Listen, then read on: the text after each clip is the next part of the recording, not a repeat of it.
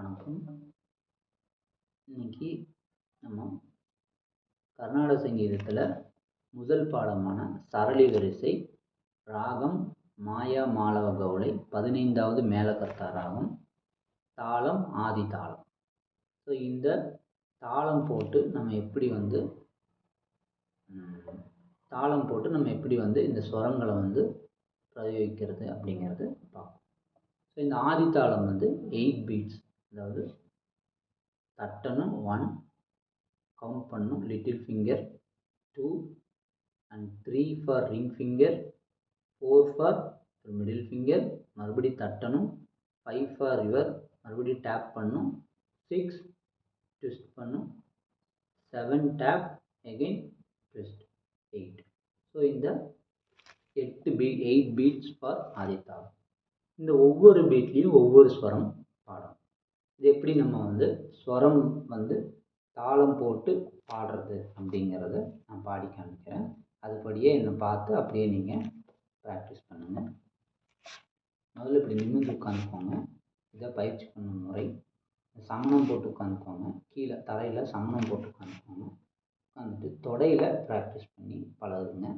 தொடையில் ப்ராக்டிஸ் பண்ணும்போது இந்த தாளம் இங்கே 1 2 3 4 5 6 7 8, again 8 7 6 5 4 3 2 1.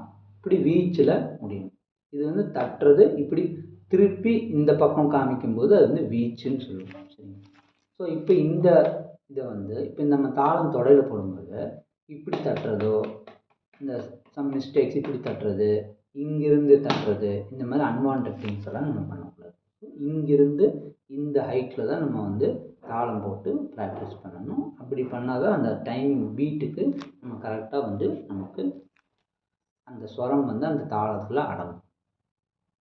ஸோ இப்போ நான் ஸ்வரம் பாடி அப்படியே தாளமும் போட்டு காமிக்கிறேன். இதை பார்த்து அப்படியே நீங்களும் கூட சேர்ந்து பாடி பயிற்சி பண்ணுங்கள். ஃபஸ்ட்டு நான் பாடுறதை நல்லா கவனிச்சுக்கோங்க. தாளத்தோடு பாடுவேன், அதை நல்லா கவனிச்சுக்கிட்டு அதுக்கப்புறமா பாஸ் பண்ணிவிட்டு நீங்கள் தனியாக பாடி பாருங்கள். அதுக்கப்புறமா என் கூட சேர்ந்தும் நீங்கள் பாடி பாருங்கள். அப்புறம் உங்களுக்கு ஈஸியாக இருக்கும். குறைஞ்சது ஒரு 50 தடவை நீங்கள் ப்ராக்டிஸ் பண்ணும்போது அது சரியாக கரெக்டாக உங்களுக்கு வரும்.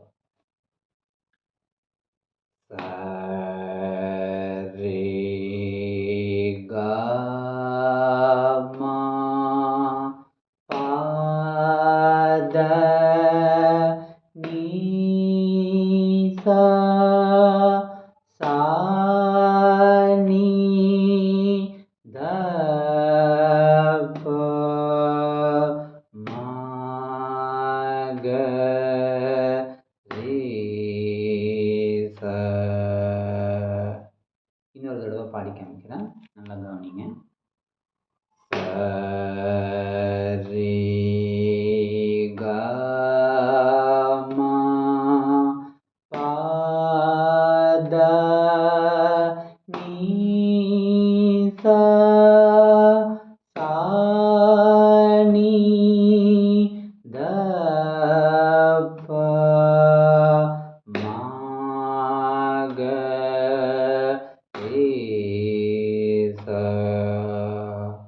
இப்படி தாளம் போட்டு ப்ராக்டிஸ் பண்ணுங்கள். குறைந்தது ஒரு 50 தடவை நீங்கள் தொடர்ந்து ப்ராக்டிஸ் பண்ணும்போது உங்களுக்கு இது ஈஸியாக